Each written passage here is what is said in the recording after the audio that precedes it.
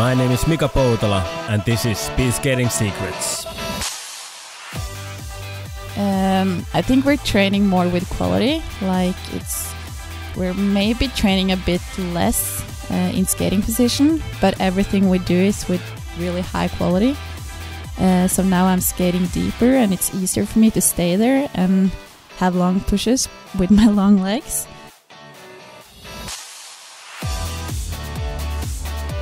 So enjoy and learn. Welcome.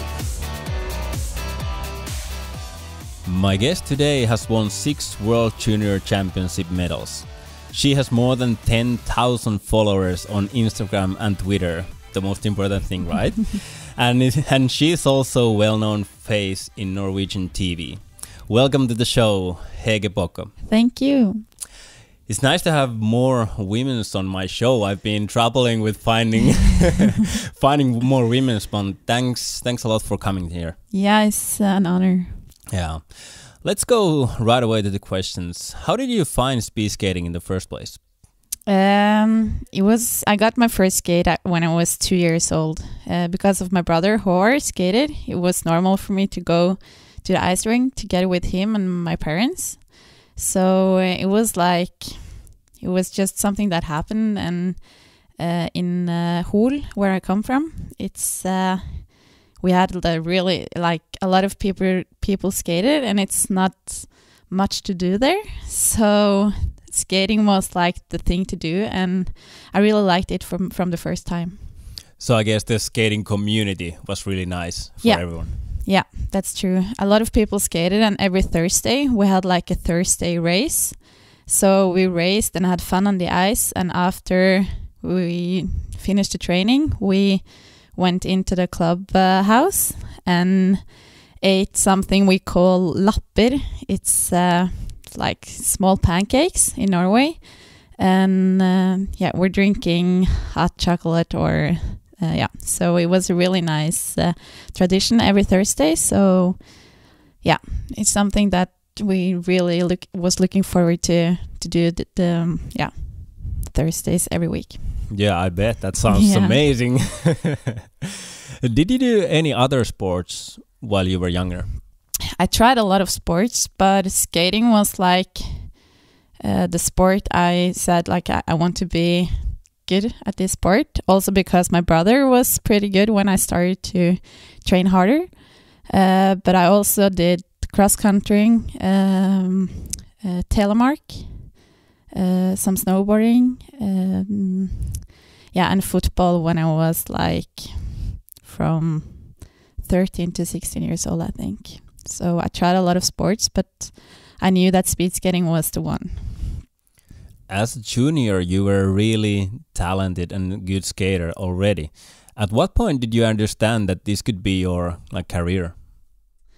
Actually, I was not that good before I was 15 years old. Then I had a really good national championship, and people said oh, she can be really, really good. And already the year after, or actually at the nationals, Havard was on the national team, and I remember we were eating dinner together with the national team and Peter Miller, and then he asked me, "Hey Hege, are you ready for the team next year?" And I was I was not good at all, and I was still young. I was only 15 years old, and I felt like I had a long way up to the big ones or the good ones. So I was so nervous and scared. I had so much respect for him. So I was ooh, I don't really know. But it got actually true. So the next year I was on the national team, and I already raced the Europeans and World Cups the first year. So it went really fast from there. So has it been beneficial to your career that your brother was such an amazing skater before you?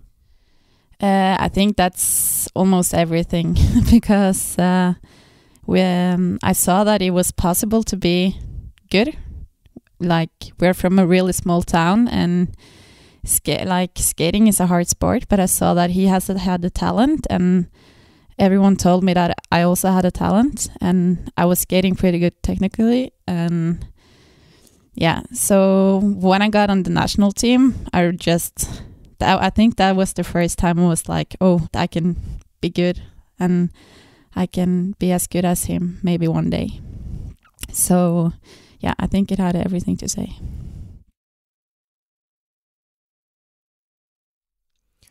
What have you learned from your brother? I think the most important thing is to be calm. Like, he never stressed. And like, when we was home, when we trained with Peter, we had a lot of training. And on the camps, we trained so hard that I was so tired when we got home.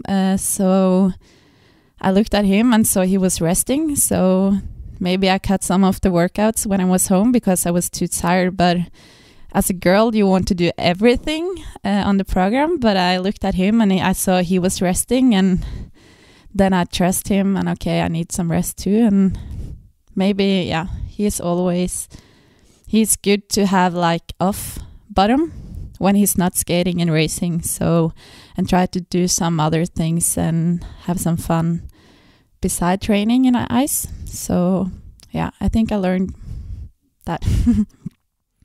Your last year was really good, and now this is already your 10th year skating World Cups. Yeah. Why do you think it takes so much time to get to the top, even though you got medals as junior?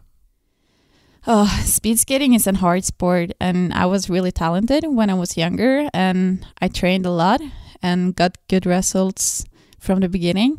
And then I had like 3 years with good skating, and everything went like up. Every race I was like reaching my hands over my head because I had a new PB. And yeah, it took 3 years, and then I started to get like, I got sick and I got a lot of problems with my health and my body. And then you really had to start working with yourself and to train maybe smarter to get up again. So I learned a lot, and it took 10 years to get back again and to like the level I want to be on. For sure, I want to be on a higher level because I haven't been on the podium yet, but it takes time in speed skating, and yeah, a lot of people are skating fast, so you have to take your time and yeah, try to focus on the right things for a lot of years. How did you handle those like really hard years mentally? Yeah, that was really, really hard, and I was thinking a lot of times like, okay, I want to do something else because life has a lot more than skating. But I'm really happy that I didn't give up, because it's worth it when you came back and are doing good results again and are doing PBs. And yeah, because it's really nice to be in speed skater and like all the people around. And yeah, I really like to go on camps and stay with my teammates. So it's a lifestyle, but yeah, it's really hard when it's tough and you don't get the results because your head and your body is not listening, so or not working together. So that's really, really, really hard mentally too.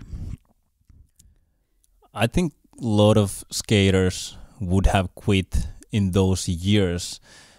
Where did you learn kind of that attitude, never give up? I don't know. It's hard to say, but it's like my main goal is like winning an Olympic medal, and I haven't done it yet. And it's like that's a dream for a lot of people, and I have a chance to really make it and do it. Maybe not, but I think so. And yeah, it's cool to like have the opportunity, and I want to like try my best. And I knew a few years ago that I hadn't took out my potential. And so yeah, I really want to like do my best and see how good it is when I'm quitting. You skated more than 1 second faster 500 meter last year than previous year. What made such a big improvement? That's for sure that we got a new coach in Jeremy Wotherspoon. He learned me a lot about skating and sprint. And 2 years ago, I decided to be more a sprinter because before I was more like an all-rounder, or I don't know what I was, but I tried my best to be an all-rounder because in Norway, all-round is like the most important, and people only cares about all-round and the 10K and the 5K. So I was thinking that, okay, if I want to be like a good Norwegian speed skater, I had to be an all-rounder. But 2 years ago, or 2.5, 3 years ago now, I decided to like go 100% on the 1,000 meter and for the next Olympics. And luckily we got a new coach in Jeremy. So he learned me a lot of things about skating and sprinting and thinking other ways than like traditional Norwegian coaches would do. So yeah, I can thank him. So Jeremy has been your coach 1.5 years now and also national coach for Team Norway. What are you doing differently now with him? I think we're training more with quality. Like we're maybe training a bit less in skating position, but everything we do is with really high quality. So, and I'm also like, it was also a big thing for me to get stronger in position. So now I'm skating deeper and it's easier for me to stay there and have long pushes with my long legs. So I think that's like a big difference now from last few years ago with my technique, that I'm sitting deeper and I'm using my long legs with power. So yeah, that's maybe the one. If you think about your last year or a couple of last years, what did you do differently outside skating? I started to study, actually. I studied like public health. So I wrote a bachelor exam last year. So I'm not done, but I'm almost done with 3 years of high school or university school. So that's maybe the one thing I did, differently actually. Do you have some morning rituals that you do every morning? No, actually not. I have to wake up and I'm just laying on my phone for 5 to 10 minutes while the other girl in the room is done in the bathroom, and then I go there and go to breakfast. I don't have any thing I'm doing every morning. Has your nutrition changed at all in the last 5 years? Not really. I'm trying to be healthy and actually eat enough. Like sometimes it's hard to get enough food because when you're training really hard in the summer and are done with 6 to 7 hours of training, it's really hard to get enough food for the day. So I'm eating like everything, and I'm not like really hard on not eat chocolate or something. I'm eating whatever I want, but try to keep healthy. And also like if I really want chocolate, I eat chocolate. Like I think that's healthy for the body and also for the head. You have a lot of fans and followers online and offline. How did you do that? Actually, I don't know. But I remember in Vancouver when I raced my first Olympics, after my 1,000 meter, when I got 10, I got a lot of followers on Twitter. Like that was before Instagram, and so I remember I was shocked because a lot of people started following me on Twitter, and I got a lot of new fans and they're still there. So that's really nice. Are you using a lot of time for your social media? No, actually not. My sponsors told me that I have to be better on it. So I don't want to post too much photos, but so I can be much better and maybe get more followers, but that's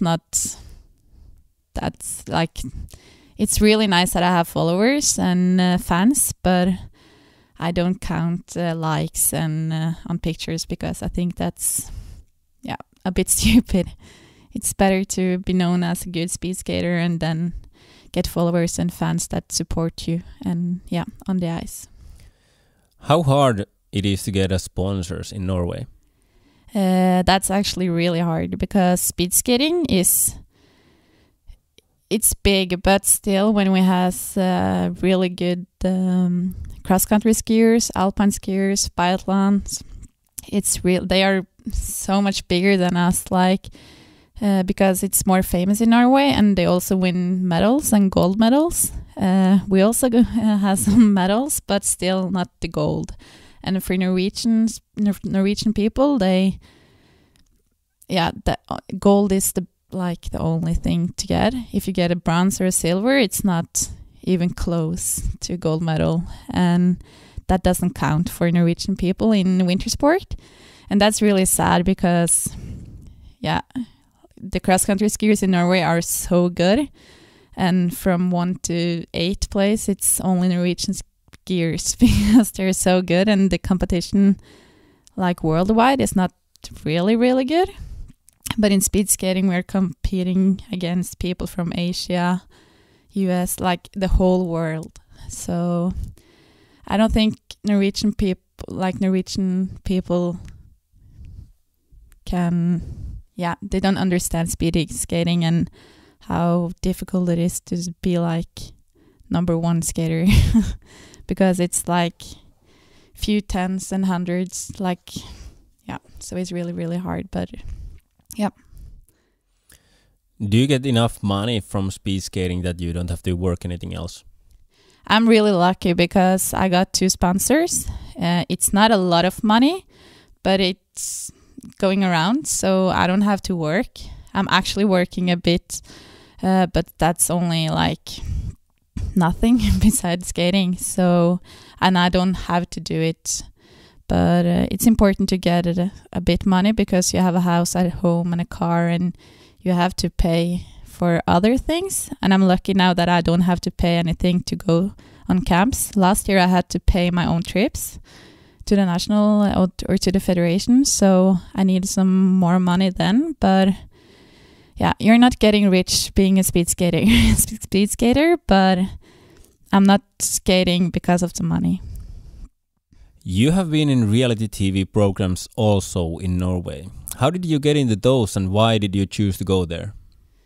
I choose to go there because I think it's fun to meet people who are not in the skating community. And I think it's fun, but I have to choose, because you get a lot of questions if you want to join a lot of reality shows, but you can't go on everyone because it takes too much time and energy. So I choose the one who doesn't take too much time and too much energy, and it has to be on time where you can go. You can't go right now or for 6 weeks in the summer. Like, you have to choose, and it's also good paid. Like, you get a lot of money to do it. So sometimes you also have to do it for the money if it's okay for the sport and your time and your energy. But it's a lot of fun to do it, and I really enjoy to be around with other people and do some other stuff besides skating as well. You're still a young skater, but one day you have to quit the sport, and what would you like to do after that? Actually, I'm not sure, but I was dreaming being a police when I was younger. I don't think I will be a policewoman, but we will see. It would be a lot of fun, but like 2 years ago, I was sure that I will quit after this Olympics, because it was really hard mentally, and it was hard when skating is not always fun, and especially when you're not skating fast. But now I start to get faster, and I'm closer to the top. So we will see what happens after this year, but for sure I think I will continue at least 2 more years before the World Championship in Hamar for sprint and all round. Thank you so much, Hege, for coming to this show. Tell people where they can find you on social media. You can find me on Instagram, Hege Bokko, and the same on Twitter.